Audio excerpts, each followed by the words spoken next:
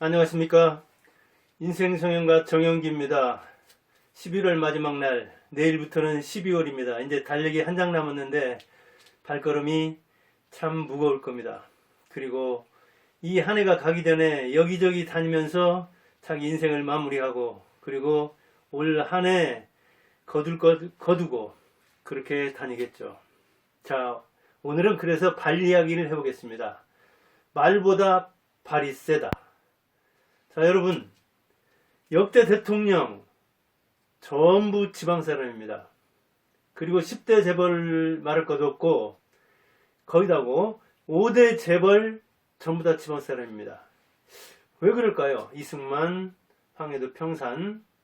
그 5대 재벌 보면 뭐 삼성, 이병철, 현대, 정주영, SK, 최종건, 그 다음에 LG, 구인회, 롯데, 신격호, 대통령이 역시 지금 현직도 마찬가지잖아요. 섬사람이 셋이나 돼요. 왜 그러죠, 이거? 여러 이유가 있겠죠. 총체적으로 조명해봐야 되지만 제가 한 가지만 들라고 하면은 발이 빨라서 그럽니다. 발이 튼튼해서 그렇다고요. 지방에서 태어나서 가난한 집안에서 결핍의식을 느끼고 그 부족함을 메우려고 여기저기 돌아다니느라고 발이 튼튼했고, 또 발이 시골서 지방에서 자라면서 튼튼했기 때문에 여기저기 다닐 수가 있었죠. 그래서 그 결핍을 메울 수 있었고, 지방에서부터 저 중원에 가서 서울에 가서 깃발을 꽂을 수 있었다고 생각합니다. 이상하잖아요. 한번 생각해 보세요. 아, 그거 지금 안 통하는 이야기다. 옛날 이야기다. 어느 정도는 그럴 수도 있습니다. 그러나 지금이라고 해서 지방 인재들이 서울에 가서 점령을 못하느냐? 그러지 않습니다. 재벌 중에서만 봐도 이건희 바로 밑에 있는 그 주식 부자 서정진, 청주, 고등학교는 쓴 인천, 그리고 건국대 나와서 지금 최고의 재벌이 됐잖아요. 물론 IT 전사들 중에는 이제 서울 출신들도 많고 본래 부자였던 사람들도 많지만 아직도 정치 쪽이든 그다음 재벌이든 이렇게 발이 튼튼한 사람, 지방에서 나서 이리저리 막 뛰어다니고 빨빨거리면서 발을 튼튼하게 키웠던 사람이 지금도 잘 나가는 측면이 있습니다. 지금 마침 총리가 제 고향 사람이에요. 제가 진안 사람이거든요. 근데 진안에서도 읍도 아니고 거기에 뭐 안천, 정천, 아버지가 그 약방하고 그러느라고 여기저기 돌아다녔다고 하는데, 진안에서도 또 벽지입니다. 진안이란 곳은 전라북도, 그 중에서도 벽지인데 벽지 중에 벽지 출신이거든요. 근데 마침 또 신흥 고등학교를 나왔는데 제가 신흥 중학교에서 같은 울타리에 있습니다. 몇 년 근무한 적도 있고 그러는데, 역시 대통령 후보로 거론되는 뭐 정세균이라든가 이낙연이라든가 이재명이라든가 보세요. 전부 지방 사람이잖아요.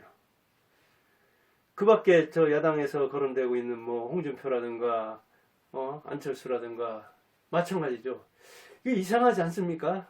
여러분들, 지방 사람, 서울 사람, 중앙 사람, 변두리 사람 나누려고 하는 게 아니라 발이 튼튼한 사람이 자기 뭐랄까요, 먹을 걸 찾아서 자기 부족함을 메워서 성장할 수 있다는 이야기입니다. 자, 지하철에서 아줌마와 아가씨를 구분하는 것도 역시 발로 구분한다고 하죠. 철저하게 자리 잡고 주변 두리번거리는 사람은 아줌마, 두리번거리고 앉으려고 하는 사람은 아가씨라고 하죠. 역시 발이 튼튼한 사람, 발이 빠른 사람, 목표를 향해서 돌진하는 사람, 그 사람이 자리 잡는다는 우스갯소리죠. 뭐 아줌마 폄하하는 소리가 아니라 그런 우스개가 있다는 이야기는 목표를 보면 빨리 가서 잡는 사람이 자리를 잡는다는 이야기죠. 저는 아까도 얘기했듯이 일반인산 있는 진안 촌놈이랄까요? 읍내 사람인데 초중고를 진안에서 다녔습니다. 그러니까 12년 같이 다닌 사람도 있습니다. 적어도 한 6년은 겹칩니다. 반은 같지 않았다 하더라도 고등학교에서는 3년 내에 반 안 나눴기 때문에 같이 다녔습니다. 그렇게 견고한 동문이지만 동문도 있는 둥 마는 둥입니다. 아마 유력자가 없어서 그럴 겁니다. 힘이 없어서 그럴 겁니다. 그런데 제가 이게 초중고 시절 쭉 지난 친구들을 보면 58년 개뜨니까 남자들 같은 경우에는 20% 안팎이 이 세상 사람이 아닙니다. 그런데 초중고 시절 쭉 보면서 말 잘하는 사람이 성공했을까? 발 빠르고 발 튼튼한 사람, 말은 못하고 시골에서 와서 주눅 들고 그 다음에 자기 말 이렇게 하면은 남들이 어떻게 생각할까? 다른 친구가 어떻게 생각할까? 또는 가난하고 이렇게 겨우 중학교나 고등학교 다니기 때문에 할 말이 있어도 또 참고 또 참는, 그리고 뭐 뚜렷한 것도 없고 잘하는 것도 없기 때문에 말 못하고 지냈던 그 사람, 그 친구들이 지금 보면 오히려 잘 나갑니다. 당시에 뭐 유지의 자녀들이라든가 막 웅변대에서 웅변을 잘했다든가 IQ가 좋아가지고 학예 발표에 노래 같은 거 이렇게 그 학예 발표 같은 거 할 때 또 대표로 뭘 이야기하고, 그리고 나는 뭘 하겠다, 뭐가 되겠다, 그런 사람보다 그때는 존재 뭐랄까요 자체를 잘 몰랐던 사람, 언제 저 친구가 있었지 하는 친구들이 담담히 걸어서 60 초반이 된 오늘날 돌아보면은 그 친구들이 보석상도 하고 오디오상도 하고 공구상도 하고 또 이렇게 국어공부부터 시작해서 뭐 부시장도 하고 상급에도 오르고 그랬더라고요. 그러니까 역시 제 학창 시절을 보나, 그리고 제가 인생 성형가로서 많은 사람들, 성공한 사람들을 봅니다. 아까도 얘기했듯이 대통령부터 시작해서 재벌까지 그 사람들을 살펴보는데 역시 말 잘하는 사람이 아니라, 대통령도 말 잘했으니까 대통령 됐을까 아니냐? 그렇지 않습니다. 노무현도 그 사법고시 패스해가지고 고졸 출신 유일한 사람으로서 거기서 정말 소외받으면서 밥도 혼자 먹으면서 자기 그 고뇌를 한 거죠. 그리고 자기 논리를 개발한 거죠. 그래서 그렇게 논리적인 언변을 펼 수 있었고, 김대중 역시 하이도에서 목포로 왔을 때는 정말 그 친구들한테 이렇게 치여 살고, 그리고 주눅 들어 살고, 또 이 둘째 부인 첩이랄까요, 그 아들인 것, 그런 것도 그 출신, 그런 것으로서 엄청나게 스트레스 받을 요인이잖아요. 그런 것처럼을 안고서 돌파해 나가는 그런 면모를 보여주거든요. 역시 발로 돌파했지 말로 돌파한 게 아닙니다. 그런데 이게 이제 언행이 이제 일치되면서 힘을 얻게 된 거죠. 자, 언어의 기능 하면 우리가 여러 가지 말을 하죠. 뭐 언어에 그 정보 기능이 있다, 거기에 뭘 담고 있다는 이야기죠. 명령 기능이 있다, 지시 명령. 언어로 뭐 해, 이리 가. 친교의 기능, 언어로서 이게 사기잖아요. 그리고 정서의 기능, 감정을 표현하는 기능, 그리고 의사를 전달하는 기능이 있고, 그 다음에 관어적 기능이라고 하죠. 말로써 말을 연결한다 그 말이에요. 이렇게 제가 여러분에게 뭔가를 가르치고 이런 것이 이제 관어적 기능이죠.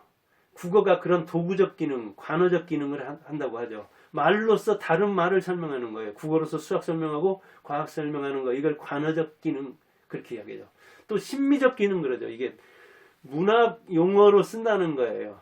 깊은 미학을 추구한다 그 말입니다. 언어로서.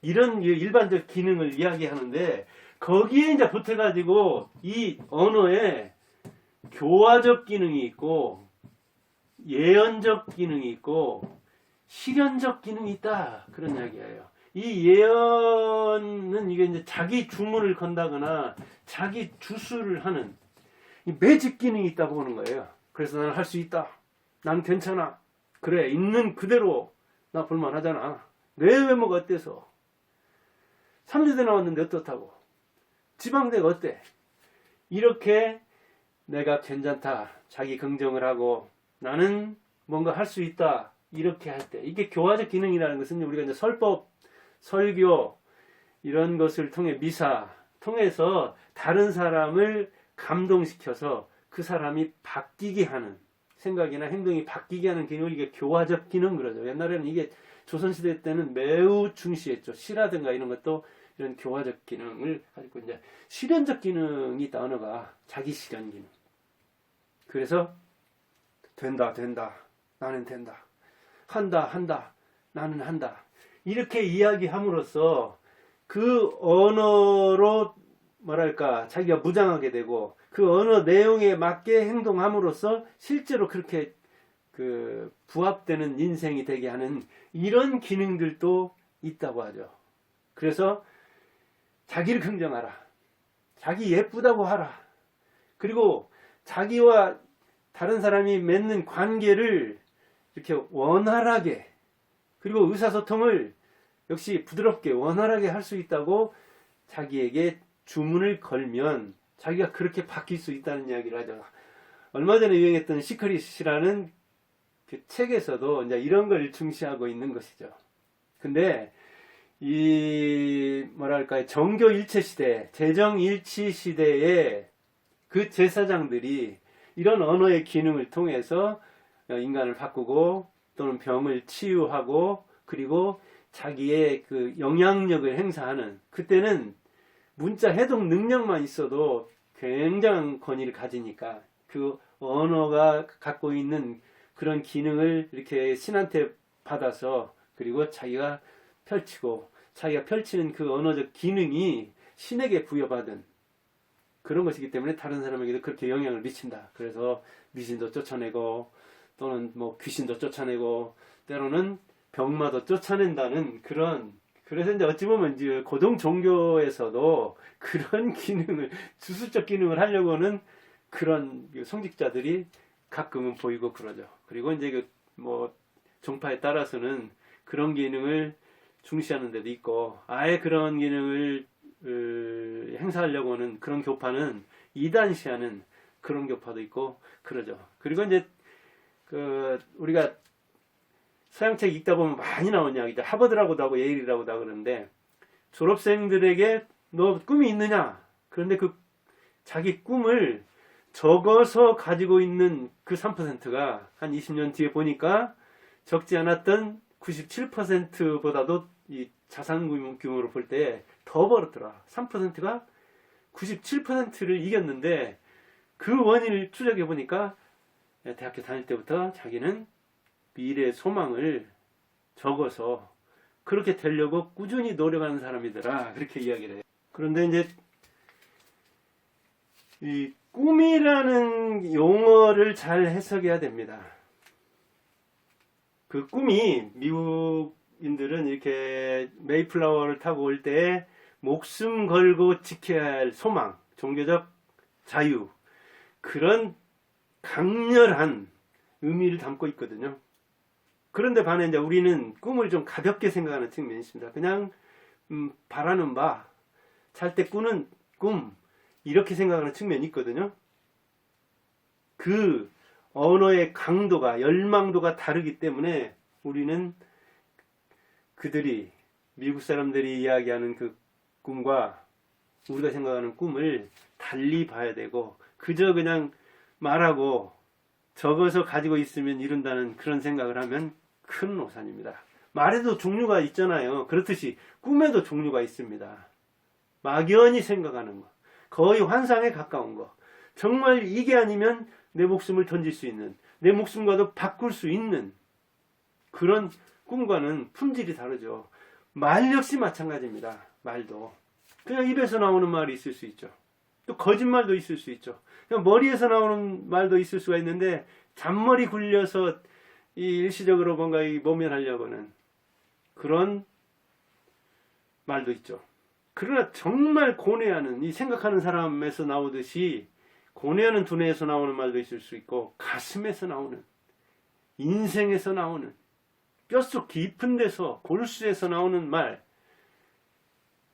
그 말의 진실함 그리고 그 진실함이 오래도록 지속되는 것 우리는 열망하는 만큼 그리고 걸어간 만큼 이루는 것이지 말하는 대로 이루어지는 건 아닙니다. 그런데 물론 그런 얘기들 많이 하죠.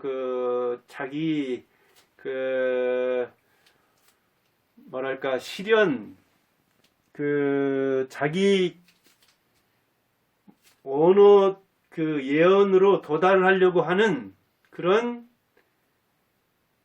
자기 노력, 즉, 언행을 일치시키려고 하는 그 열망, 그런 것이 가까울수록, 합치될수록 꿈을 이룰 수 있다고 보는 거죠. 그러니까, 쉽게 말하자면은, 마음에서 말이 나온다고 볼 때, 마음과 말과 발, 이 3위가, 세 개가 일체를 이루어야 되는 거죠. 3위 일치 또는 일체를 이루어야 되는 거죠. 하나가 돼야 된다고 해요. 그러니까 따로따로, 말 따로, 발 따로, 또 맘 따로, 그러면 안 되죠. 그래서 우보천리란 말이 있잖아요. 우보천리. 말로 달리는 것도 좋지만, 이렇게 소걸음처럼 좀 느린 것 같지만, 그 걸음이 천리를 간다. 우보천리. 꾸준히 지속하는 게 중요하다. 그런데 이제 물론 방향이 또 중요하죠. 방향을 잘 잡아야 되죠. 1도만 틀려도 크게 차이가 나잖아요. 초등학교 때. 방향을 잘 잡아야 되고, 방황하지 말아야 되죠. 제가 이렇게 정말 환갑 넘어 살아보니까 그러더라고요. 그리고 사막을 건너는 법을 잘 배워야 됩니다. 저도 이 유튜브를 지금 1년 4개월 넘게 하잖아요. 그런데 구독자 얼마 많지 않잖아요. 그렇긴 하지만 요즘은 또 가속도가 붙고 있습니다. 근데 어느 달인가는 구독자가 1명 는 달도 있어요. 그러나 제가 그동안에 이 실패 체험과 성공 체험으로 견뎌봐서 그럴수록 구독자를 나무랄 수 없는 거잖아요. 나를 나무라야지. 그래, 내 컨텐츠가 좋지 않다. 감동성이 없어. 그러니까 사람들이 안 들어오지. 그러면서 이 사막을, 광야를 방황하지 않고 꾸준히 갔습니다. 계속해서 방송 보면서 자기 반성도 하고, 그리고 뭐가 부족한가 이렇게 생각하면서, 그리고 또 준비할 때 고민도 하고, 비결 찾고 비법 찾고 뭐 축지법, 스킬, 그게 문제가 아닙니다. 그것이 아니라 우직하게 철학을 가지고 제대로 된 곳으로 쭉 가면, 한 걸음 한 걸음에, 저도 여기서 한마디 한마디에 제 62년 넘은 인생을 싣고 갑니다. 여러분도 그렇게 섣달 금까지 우직하게 걸어가기 바랍니다. 감사합니다.